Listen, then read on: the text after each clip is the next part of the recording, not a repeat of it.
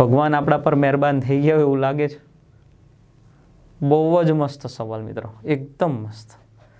શું કરો છો તમે અહીંયા કે ભાઈ sin⁴ theta plus cos⁴ theta is equal to -λ. લો કર લો વાત. આનું તો મને ડાયરેક્ટ પરિણામ બી ખ્યાલ છે.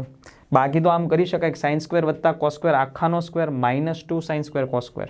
તો આપણે નોર્મલી આ પરિણામ ઘણી વખત આવેલું છે અને યાદ રાખી લો કે 1 - 2 sin² થીટા અને cos² થીટા છે, બરાબર, -λ છે. તો તમે આનું જો સિમ્પ્લિફાઈ કરશો, સાદુરૂપ આપશો તો 1/4 અને અહીંયા 4 2 વડે ગુણ્યું ઉપર નીચે મેં, બરાબર. અહીંયા શું આવશે 2, 1/2 2 ઉપર નીચે ગુણ્યું એટલે 4 sin² ઇન્ટુ શું આવશે cos², -λ. તો આ કંઈક થઈ ગયું -1/2 sin² 2 થીટા, હે ને, બરાબર -λ. બસ sin² થીટાનો વિસ્તાર શું આવશે, બિલોંગ્સ ટુ 0 to 1, -1/2 વડે ગુણી નાખો sin² થીટા, તો -1/2 અને 0 આ રીતનું થઈ જાય ને, ઉલટા સુલટી થાય માઇનસ વડે ગુણશો એટલે. પછી એક ઉમેરી દો sin² થીટા બિલોંગ્સ ટુ, તમે એક ઉમેરો છો, સાંભળજો, એક ઉમેરશો એટલે આ કેટલું થઈ જશે 1/2 અને આ 1 થઈ જશે. ક્લિયર છે? હજુ આપણું પરિણામ નથી મળ્યું. આ આપણો આવ્યો -λ બિલોંગ્સ ટુ 1/2 to 1. ચાલો લેમડા જોઈએ છે ને આપણે, તો માઇનસ અંદર જવા દો. ધ્યાન રાખજો મિત્રો, માઇનસ અંદર જશે એટલે આ બદલાઈ જશે, -1/2. ક્લિયર છે? આન્સર આપણો દેખાય છે, જો સામે કયો છે, બી. તો સો સિમ્પલ ક્વેશ્ચન, બહુ મસ્ત, બરાબર.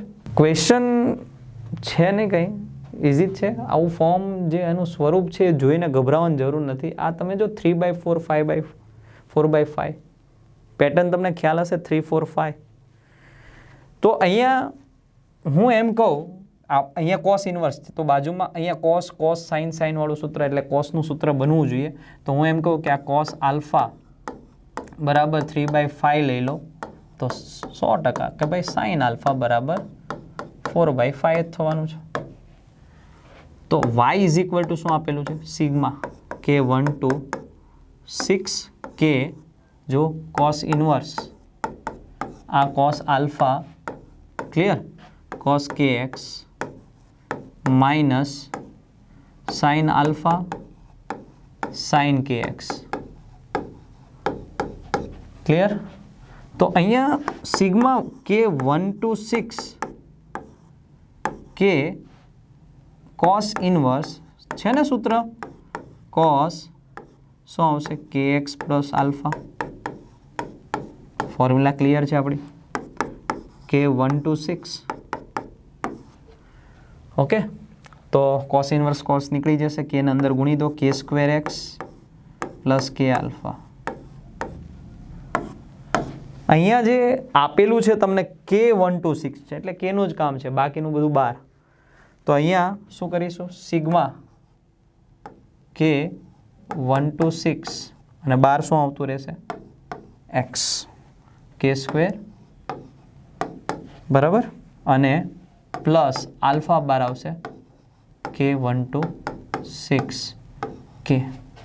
તો x ફોર્મ્યુલા એપ્લાય કરો, k² ની શું આવશે 6 + 1 એટલે 7 અને 6 × 2 + 1 એટલે 13 ડિવાઈડ બાય 6, આ ભૂલાઈ ના જાય, પ્લસ આલ્ફા આનો આવશે k એટલે કે 6 7 ડિવાઈડ બાય કેટલા આવશે 2.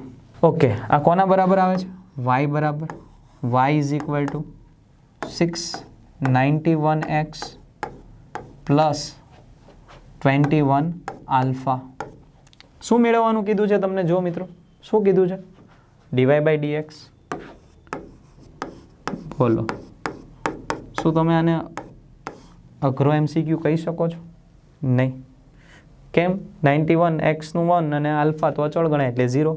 આન્સર ક્લિયર છે. જો ખ્યાલ આવ્યો કે નહીં શું કીધું એ?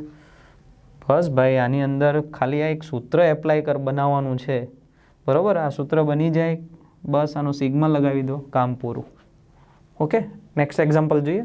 ચલો, એક જોરદાર MCQ છે. A1 A2 up to A11 વધતી સમાંતર શ્રેણીમાં છે. બહુ મહત્વનો શબ્દ છે વધતી. એ શબ્દ આપણને કામ લાગશે. તો હું એમ કહું કે ભાઈ A1 હોય તો A1 રાખો, A2 હોય તો A1 પ્લસ D કહી દો, A1 પ્લસ 2D, બરાબર? આ રીતનું તમારું પદ આવ્યા કરે. તો એવું ક્યાં સુધી છે? તો કે 11 સુધી. તો last A1 plus 10D. Okay, બહુ એક સમજવા જેવી બાબત હું તમને કહું છું. હવે સાંભળજો, કારણ કે આનું જો તમે સાદુરૂપ આપવાનો પ્રયત્ન કરશો ને તો બહુ જ ડેન્જર બનવાનું છે. કારણ કે વિચરણનું સૂત્ર તમે શું આપવાનો છો? હું તમને પહેલાં વિચરણનું સૂત્ર આપી દઉં મિત્રો. વિતરણનું સૂત્ર સિગ્મા, બરાબર? સિગ્મા કેટલા સ્ટેપ છે એ તમારે જોવાના છે. અહીંયા તમારી પાસે જે સૂત્ર જે છે, હું પછી સિગ્માનું ક્યાંથી ક્યાં સુધીનું છે એ પછી તમને કહું છું. પહેલાં આપણે અહીંયા જે પણ મેળવવાનું થશે સ્ક્વેર, નીચે કેટલા આવશે? 11 માઇનસ અહીંયા શું આવશે? AI નીચે 11 whole square is equal to વિચરણ. હવે મેં તમને જે અટકાવીને રાખેલા છે ક્યાં સુધીનું, અહીંયા એક ગુણધર્મ છે આપણી પાસે વિચરણ માટેનો, એ અહીંયા કામમાં લેવાનો છે કે વિચરણની અંદર કોઈ પણ પદ ઉમેરવામાં આવે કે બાદ કરવામાં આવે એની કોઈ અસર થતી નથી. સમજી લો કે તમે માત્ર અને માત્ર આ જે પાછળ આ દરેકમાં કોમન સ્ટેપ એડ થાય છે, કયું એ જુઓ અહીંયા A1 A1 A1 A1. તો દરેકમાં કોમન સ્ટેપ એડ થતું હોય તો હું તમને શું કહું છું? તમે અહીંયા D 2D, બરાબર, માત્ર આ જ પદનું સાદુરૂપ આપો ને. કેમ ભાઈ? તમે આનું જે વિચરણ લઈને આવશો એ જ વિચરણ આનું થશે. મેં તમને શું કીધું કે વિચરણ પર કે પ્રમાણિત વિચલન બંને પર કોઈ પણ વખત સરવાળાની કે બાદબાકીની અસર થતી નથી, માત્ર ગુણાકારની અસર થાય. તો અહીંયા આનું તમે D 2D 10D એનું વિચરણ કાઢી લો, બરાબર? આગળનું સ્ટેપ આપણે લખવું હોય તો 0D, તો એ તો લખવાની જરૂર નથી. તો અહીંયા તમારા સ્ટેપ છે ને 10 સુધી જશે. મિત્રો મળશે તો એ જ. શું કહું છું? દરેક પદમાં તમે A1 એડ કરો છો, તમારા પદ ટોટલ મેં તો 11 જ રાખ્યા જો. પણ અહીંયા શું થાય છે કે તમે આનું વિચરણ જે મેળવો એ જ વિચરણ આનું થવાનું છે. ચાલો જો આની અંદર જે મેં તમને કીધું એ પ્રમાણે કે વિચરણ જે છે એના પર સરવાળાની અસર નથી, એટલે માત્ર આનું જ જોવાનું છે. તો આમનો બધાના વર્ગોનો સરવાળો કરો તો એ સરવાળો કઈ રીતના મળશે? બધાનો સ્ક્વેર થશે અહીંયા, એટલે D² 2D² એમ. તો અહીંયા પહેલાં તો D² લખી નાખો અને અંદરનું સ્ટેપ શું આવશે? 1નો સ્ક્વેર 2નો સ્ક્વેર અપ ટુ ક્યાં સુધી આવશે? 10નો સ્ક્વેર ડિવાઈડ બાય 11 માઇનસ, જોજો માઇનસ. હવે આની અંદર એક તો D કોમન, અંદરના સ્ટેપ કેવા? 1 + 2 + 3 અપ ટુ ક્યાં સુધી સરવાળો કરવાનો છે? 10 11 અને એનો શું છે? સ્ક્વેર. તો તમે આ સ્ટેપ જોયું કે ભાઈ આની અંદર એમના વર્ગોનો સરવાળો છે, આની અંદર શું આવશે? સિમ્પલ આ પદનો સરવાળો 10 પદ આવશે, બરાબર? તો અહીંયા તમારી પાસે D², આનું શું મૂકી શકાય?